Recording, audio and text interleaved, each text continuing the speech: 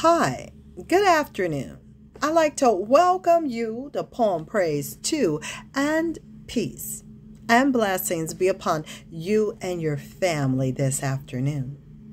We are going to go ahead and get into Con After Dark, the ultimate question and answer, part 1 and 2. Why is the Honorable Louis Farrakhan so important?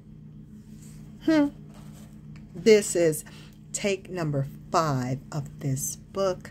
So without further ado, let's go ahead and get into it. I'm going to pick up where YKTD, which is Yan Khan the Don, was speaking, okay? And it reads as such. While they were in the caves, guess what? We were over there getting fed grapes. You've seen the women fanning the great kings. King Tut was only 14 years old and ruling a whole dynasty in Egypt. At 14 years old. What are the 14-year-olds doing today besides doing it for the gram?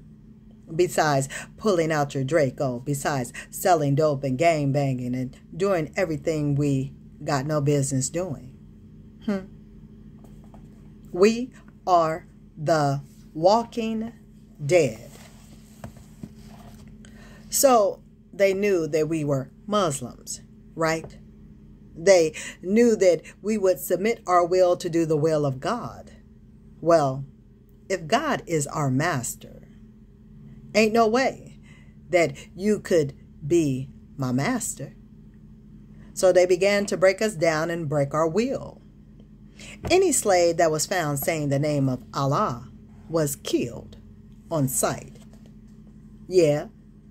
Any black man they saw that had the name Allah, that said the name Allah, we were killed on sight. Any slave that tried to pick a book up and read was killed because reading was against the law. They made everything against the law. They did everything to break us down as much as they possibly could, but it took them 64 years to turn us from kings and queens into a slave. This is how strong we were. It took 64 years for them to make their first slave. They turned us upside down and inside out. They broke us up. They separated us from the family. We were 9,000 miles away. We couldn't go back home, and that's why we said, "Swing low, sweet chariot, coming forth to carry me home." We made up songs while we were in the cotton field. Oh, and those became Negro spirituals. We sang things like, "You can have all this world, but give me Jesus." But it wasn't really about the name Jesus. It wasn't really about the man named Jesus. Excuse me. It was about a ship named Jesus, whose captain was a 23-year-old Caucasian by the name of Sir John Hawkins. Some called him John Hopkins. Sir John Hopkins, or Hopkins, is where John Hopkins University gets its name. He was 23-year-old captain of a ship that carried loads of black people, and we remembered that ship was named Jesus. And while we were in the field picking cotton, we were looking for that good ship Jesus to take us back home ever since we got here in the year 1555. Not 1619, like they would have us to believe. From 1555 to 1619 is 64 years, and it took them that long to break us down to our very last compound. Once they did that, once they had a blind, deaf, dumb, shiftless, lazy creation called the Negro, they began to mate us and breed us like animals. They took what they call the black strong buck and they mated him with the virgin female so that they could produce a stronger slave. Now, the first people they tried to enslave were themselves, but they were too weak-boned. They were weak-blooded, pale-faced, and stale-faced. They couldn't stand to be out in the sun back then, and they can't stand to be out in the sun now. Oh boy, they got to put sunscreen on because the natural vitamins, minerals, and nutrients that come from the sun that gives everything light, life, and energy. Here's a people, or some type of people, a so-called man whose skin burns on direct contact. He's called mankind because he's a kind of a man. So you got this so-called man that can't even take it in the sunlight, but we can drink in the sunlight and we get darker and we get blacker because we are melanated people. But these people lack pigmentation. So the sun, this should tell you something is wrong because these people can't even stand sunlight. No, they need something to protect them from the ultraviolet rays. But we created the sun, bro. We put the sun out there 76 trillion years ago. A ball of fire sitting out there in space. Black people did that. 76 trillion years ago, we made the sun, and 66 trillion years ago, we made the moon.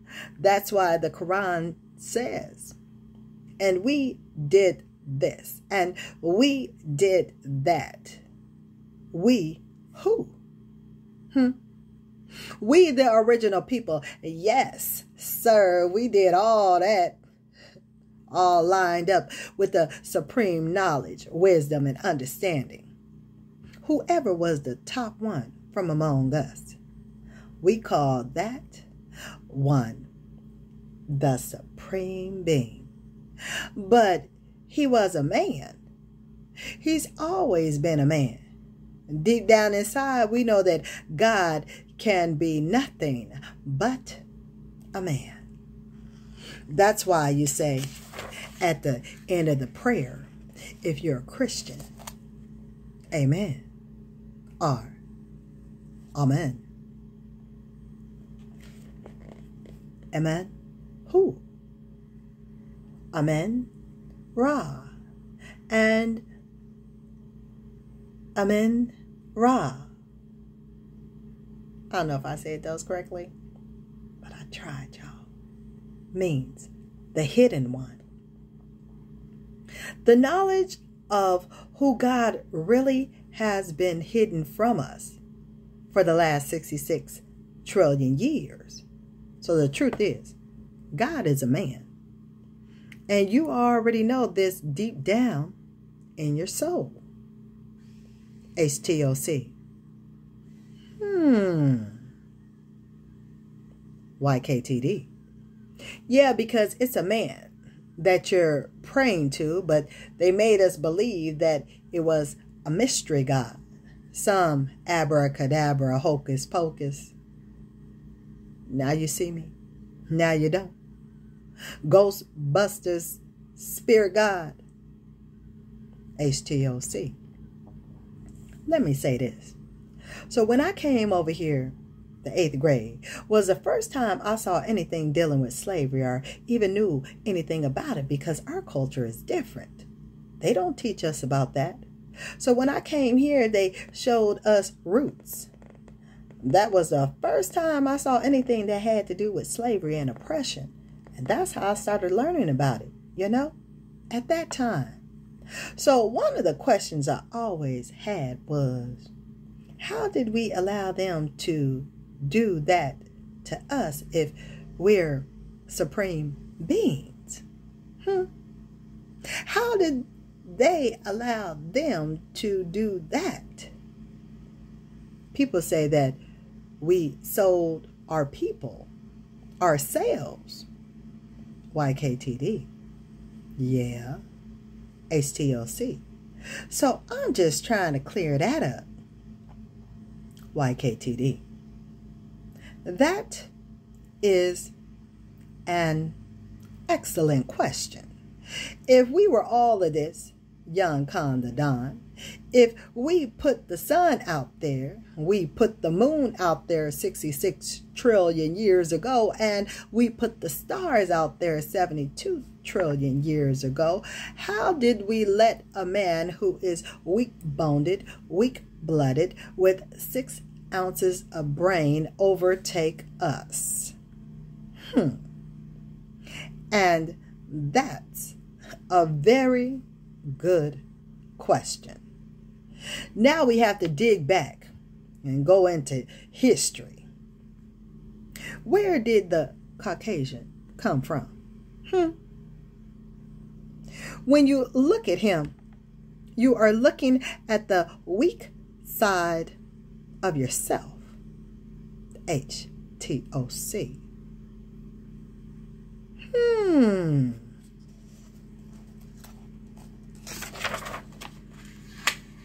YKTD.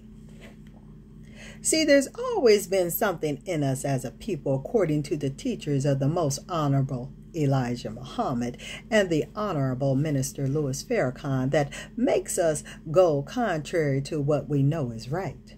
You're righteous by nature. I'm righteous by nature. But every now and then something gets in us that says, man, I'ma shoot that nigga. Man, I'ma rob that nigga. Where did that come from? See, this is a weak side of yourself, and if you don't hold it in check, it can get out of pocket and overrun you and overrule you. And every now and then in history, this ugly part of us would manifest. HTOC. Now here is a picture in the book of the Most Honorable Elijah Muhammad right there.